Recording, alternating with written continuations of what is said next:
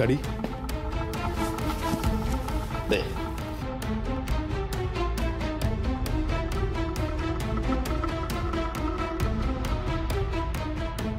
এই শাড়িটা তোমার শরীর থেকে খুলে নেওয়া হয়েছিল।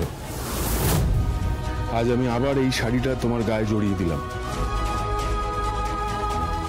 আমাকে ক্ষমা করো। আমি বলছিলাম কি, আশীর্বাদ তো মিটে গেছে, তাই না? চলুন, আপনাদের জন্য সামান্য কিছু খাবার দাবারের আয়োজন হয়েছে। আচ্ছা না, আমি বলছি যে শুধু খাওয়া দাওয়া, তার মধ্যে একটু সুরা রস থাকবে না, মানে মদিরা? হ্যাঁ, আপনার জন্য সব ব্যবস্থা আছে।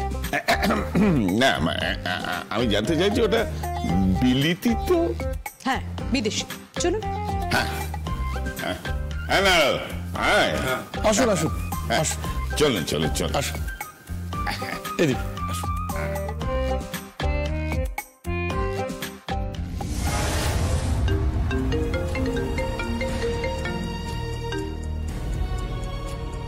হ্যালো, শাড়ি, তুমি বিয়ে করে নিচ্ছ? কি হলো, চুপ করে আছো? কথা বলো শাড়ি। শাড়ি, ওরা খুব খারাপ মানুষ, ওরা তোর ক্ষতি করে দেবে। দিদি দিদি আমার কথাটা শোন দিদি।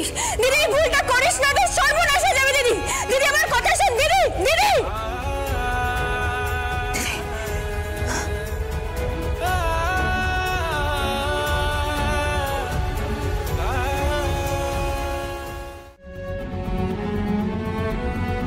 আমার আর কিছু করার নেই।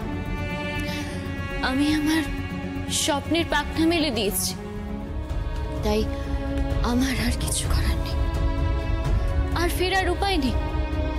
হ্যাঁ, আর ফেরার উপায় নেই। ফেরার উপায় আর নেই।